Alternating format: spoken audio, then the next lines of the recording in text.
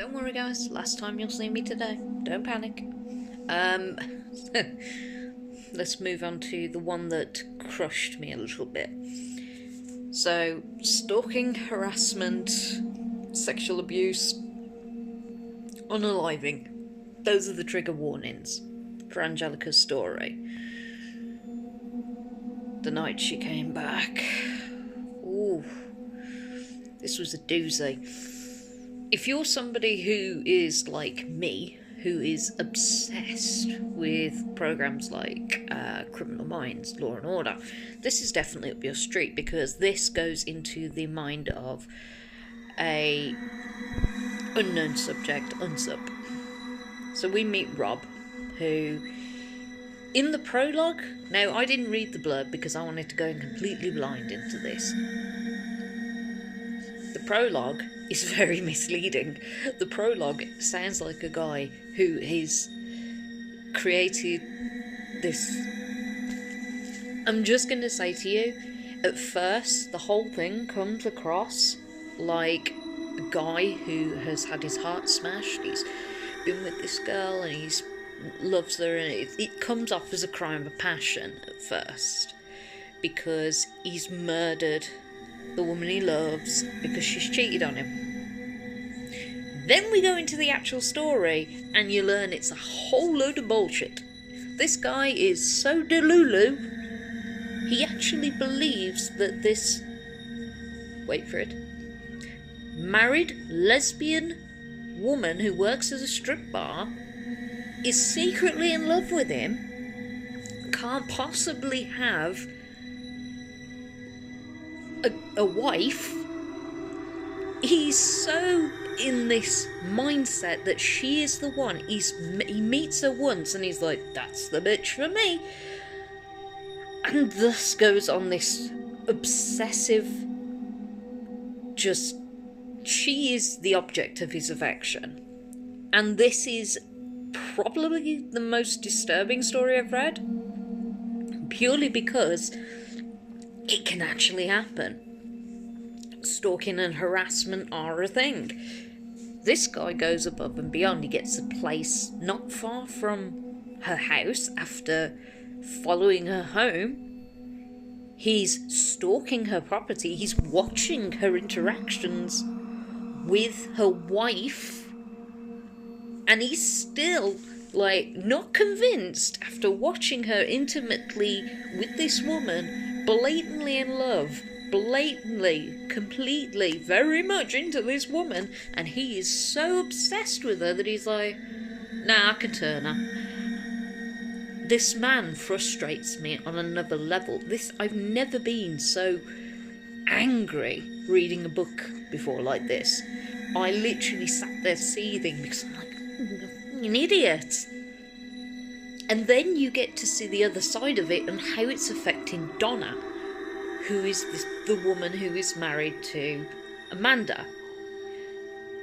And there's these little glimpses into her relationship with Amanda, and it is sweet, love, wholesome, beautiful, wonderful relationship. And this guy is just, he's a full-on predator. He is just shadowing her everyday life. She's to the point where her wife doesn't want to leave the house. She's frightened to go to work because he goes in every day. He sits in her area every day. She has to earn money for a living, and this guy is constantly pursuing her, constantly trying to touch her, constantly trying to push we're soulmates, we're meant to be together. And she's like, mate, you have a penis. I don't want penis. I have a wife.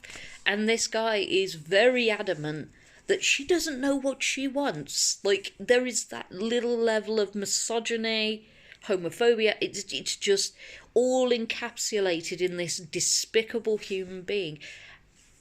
And just like you would see in the TV shows where they explain about a stalker and they talk about how intense they can get, how they level up and ramp up the intensity of the stalking and the harassment to the point where it is dangerous for them to experience the reality of the situation.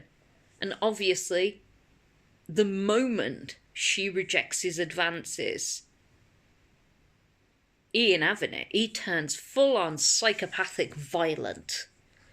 And it is scary to read because it's that concept that is so close to what can actually happen.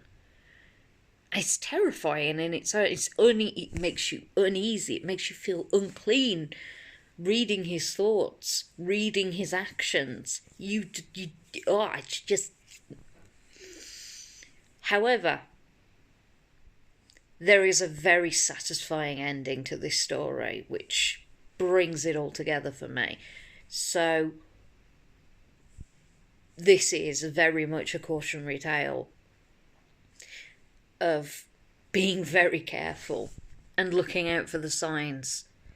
It also kind of gives you that ick every time you read. Like, there's just, you feel so unclean whenever you're reading his parts, and then you feel so totally destroyed and heartbroken for Donna because she is living in utter fear every day of her life. That he comes into her life, he wrecks it, completely destroys this woman's life.